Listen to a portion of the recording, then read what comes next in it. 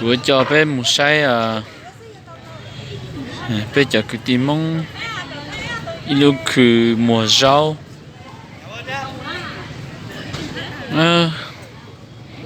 bé cho cái tim mông gì chỉ mua gì là mua tên nhiều rau tên nhiều tàu tên nhiều khía tên nhiều cho tàu tê tên nhiều mua tự hạt giống cho tôi mua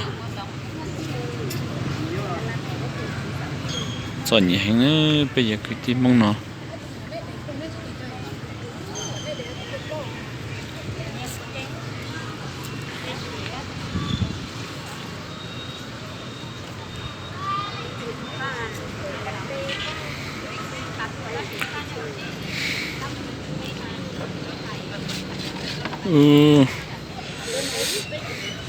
bây giờ cái tim mông cho nhẹ giờ hạt giống hạt cho tôi một mùa lo thì nhắm cho tê cho tôi mùa xí cho nhẹ cây liều trên dậu tí xa cũ thế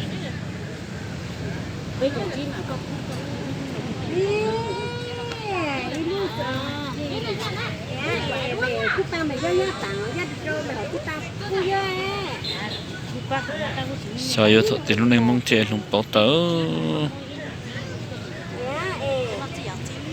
mùa thế nó cho nhịn rửa sư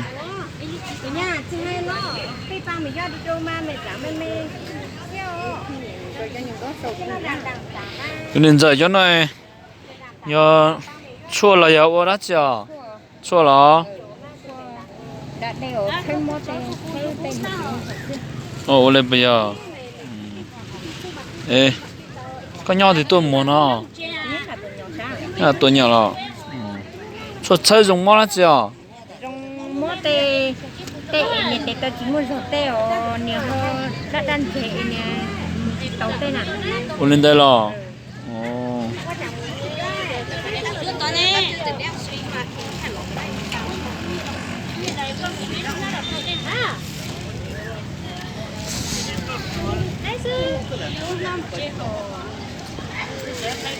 cho nó ấy cho chua cho một sơ đã đêm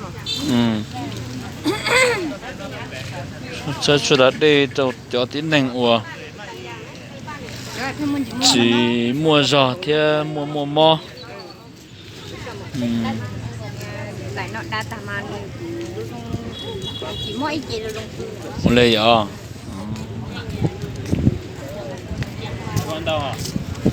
muốn cho một khía say mua lên ở bây giờ ừ chỗ nó mà nhỏ chỗ em chỗ tụi không kịp khác đâu rồi còn chỗ này chỉ có một kiểu chỗ này đầu mất tiền mất từ một lấy à chỗ này nhỏ bây giờ và ok cho rồi một lấy à muốn cho một thay lên nó cho một khía lên thì chỉnh trâu nó là mà lấy tôi vừa à rồi bên này chết một con đâu ô lê anh dễ ô cháu là cho nó giờ xóa gì nó đông kỳ ô lê bây giờ này cho là cho nó ồ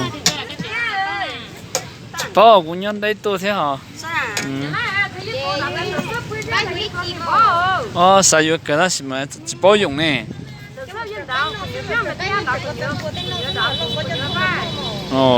dùng cho tụi giả mót được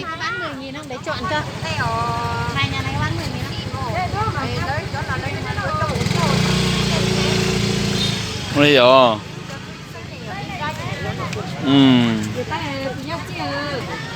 ô lê à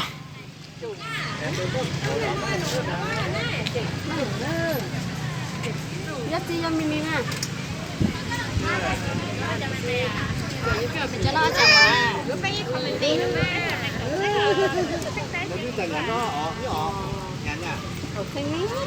cho đây một sai tận nó nằm ở trong chỉ mông su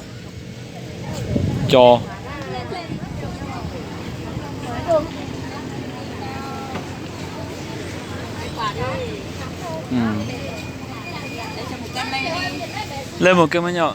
Lê loại này thì bao nhiêu loại là 2 năm. Hay là chưa về rồi ạ? Ngon lắm. Lên nhà mình trồng hay là Cho nó nhưng mà để nó ra thì nhưng mà lấy ở đâu ra à? Mình trồng hay là mình cái này mình người dân trồng ở trên bản mà. thế à? Cái này Rồi, là rồi, dự rồi. án. Ngọt mà. 25.000 một cân à?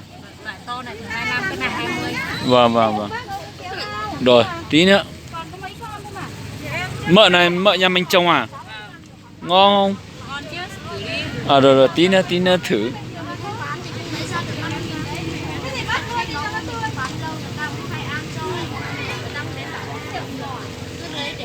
Chỉ mà chỉ弄到根就嘎个了。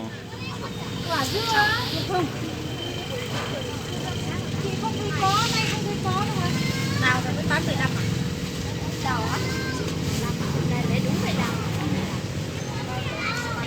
chỉ mà chỉ弄嘎个。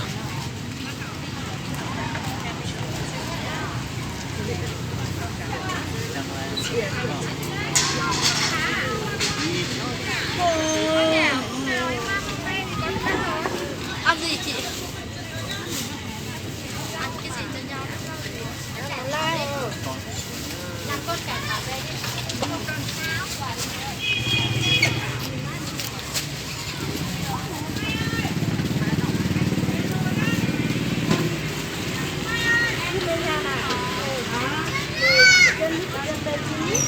这把伊，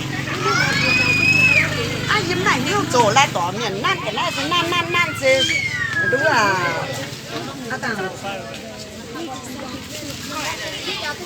啊，大面那还白面怪太多。 Đầy thế. Trời tôi giỏi quá. Quay đầu đi. 5.000 cho cái tôi bé tí trả ra. Bây giờ lấy lại mình xem nó bán. Đấy, là được rồi đấy. Vâng, 25, thành 25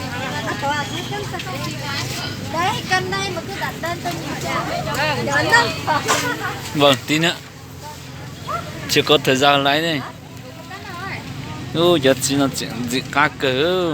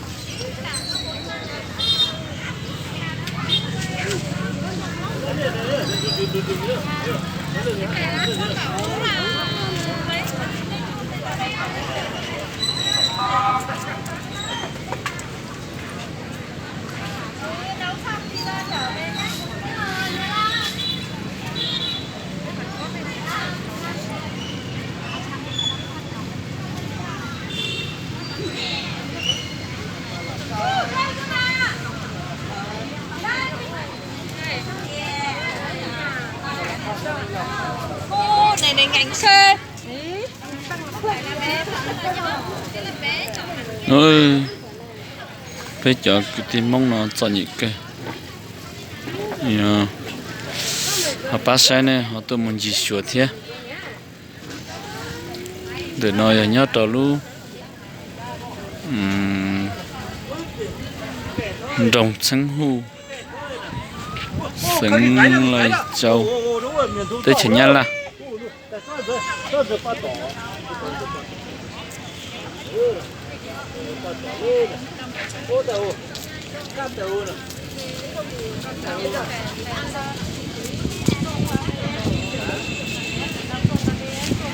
Đến đây sao xin gì đến đó xem. Mà xin gì đó nữa.